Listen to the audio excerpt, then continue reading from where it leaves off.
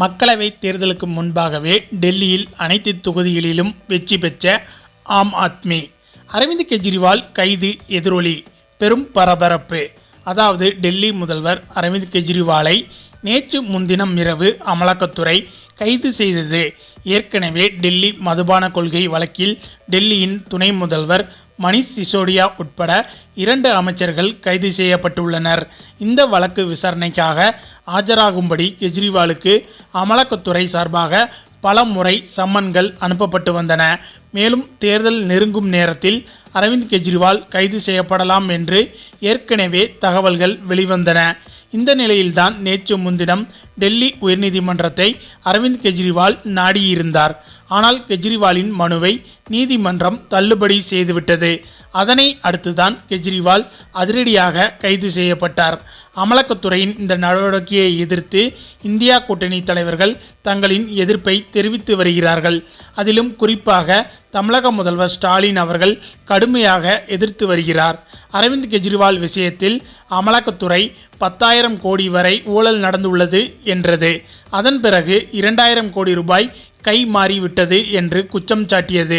இந்த குற்றச்சாட்டை கடுமையாக எதிர்த்த ஆம் ஆத்மி, இதுதான் வாங்கிய லஞ்ச பணம் என்று கண்டுபிடித்த ஆவணத்தை காட்டுங்கள் என்றது.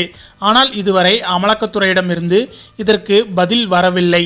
அப்புறம் திடீரென்று 45 கோடி ரூபாய் கைமாறிவிட்டது என்றும், இந்த 45 கோடியில் 2 கோடி ரூபாய் மணிஷ் சிசோடியாவுக்கு போய் இருக்கிறது என்றும், இன்னும் 2 கோடி வேறு ஒரு நபருக்கு சென்று இருக்கிறது என்றும் அமலாக்கத்துறை கூறியது.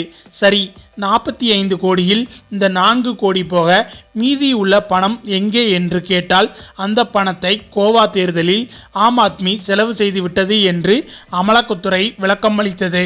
இப்படி ஊழல் பணத்தை பிடிக்காமலே இதுவரை ஊழல் நடந்ததாக அமலாக்கத்துறை குற்றம் சுமத்துவது எந்த வகையில் நியாயமாகும் என எதிர்க்கட்சிகள் கேள்வி எழுப்பி வருகின்றன. எது எப்படி இருந்தாலும் கடைசியில் அமலாக்கத்துறை டெல்லி முதல்வர் அரவிந்த் கெஜ்ரிவாலை கைது செய்து இருக்கிறது. இந்த நிலையில்தான் தேர்தல் நேரத்தில் அரவிந்த் கெஜ்ரிவால் கைது செய்யப்பட்டு இருப்பதால் டெல்லி மக்களிடையே கெஜ்ரிவாலின் மதிப்பு பல மடங்கு உயர்ந்து விட்டதாகவும், அதனால் வருகின்ற தேர்தலில் டெல்லியில் உள்ள அனைத்து மக்களவை தொகுதிகளிலும் ஆம் ஆத்மி நிச்சயம் வெற்றி பெறும் என்று செய்தி நிறுவனங்கள் கூறி வருகின்றன. இதனால் தேர்தலுக்கு முன்பே ஆம் ஆத்மியின் வெற்றி உறுதியாகிவிட்டது என்று இந்தியா கூட்டணி கட்சியினர் கடும் உற்சாகத்தில் இருக்கின்றனர் என்பது குறிப்பிடத்தக்கது. ஓகே ஃப்ரெண்ட்ஸ், இதை பற்றிய உங்களுடைய கருத்துக்களையும் மறக்காம கமெண்ட்ல சொல்லுங்க.